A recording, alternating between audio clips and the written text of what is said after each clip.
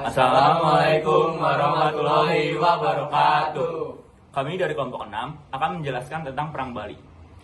Di kelompok 6 ini terdiri dari beberapa anggota, diantaranya itu saya Niko Manek Saputra, Saya Rebisma Wibisono. Saya Ragi Rido Kartiko. Perang Bali ini dilatar belakangi oleh pemerintahan kolonial Belanda yang menganggap tradisi hak tawan karang tidak dapat diterima dan mengajukan untuk menghapus hak tawan karang.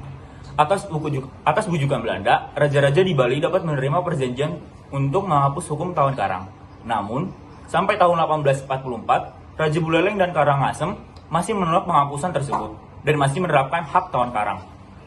Dipaksakannya penghapusan hak tawan karang kepada kerajaan-kerajaan di Bali. Kerajaan Buleleng tidak terima atas tuntutan ganti rugi yang diajukan oleh Belanda karena dua kapal Belanda yang karam di perairan Bali diakuisisi oleh kerajaan Buleleng. Selanjutnya ada jalan peristiwa dari Perang Bali.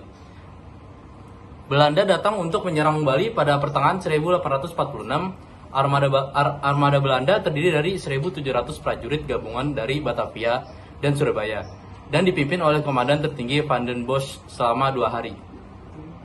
Pasukan dari kerajaan Buleleng, Karangasem, dan Kalungkung bertempur mati-matian mempertahankan kedaulatan Bali. Namun karena persenjataan Belanda yang lebih lengkap dan modern, maka para pejuang mengalami kekalahan. Kekuatan tersebut menyebabkan Raja Buleleng I Gusti Ngurah Made dan Ketut Jelantik mundur ke daerah Jagaraga. Pihak Bali juga terpaksa menandatangani perjanjian damai pada 6 Juli 1846.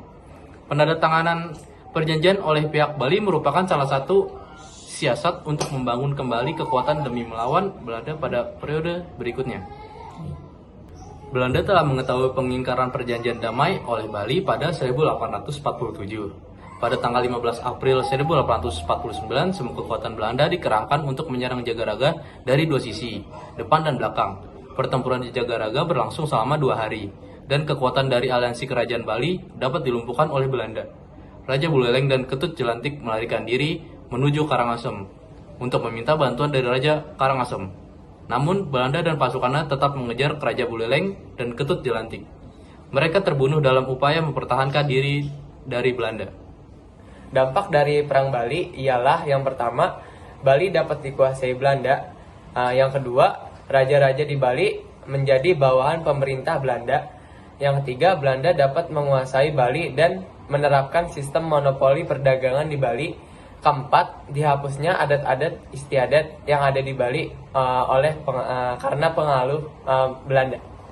Berikut adalah tokoh-tokoh pahlawan pada Perang Bali. Yang pertama ada Raja Karangasem. Raja Karangasem ini berperan dalam mendatangani perjanjian damai kekalahan Perang Buleleng pada tahun 1846. Terus yang kedua ada I Gusti Ketut Jelantik, yaitu dia berperan memimpin masyarakat Bali dalam melakukan perlawanan terhadap Belanda. Yang ketiga adalah Raja Buleleng.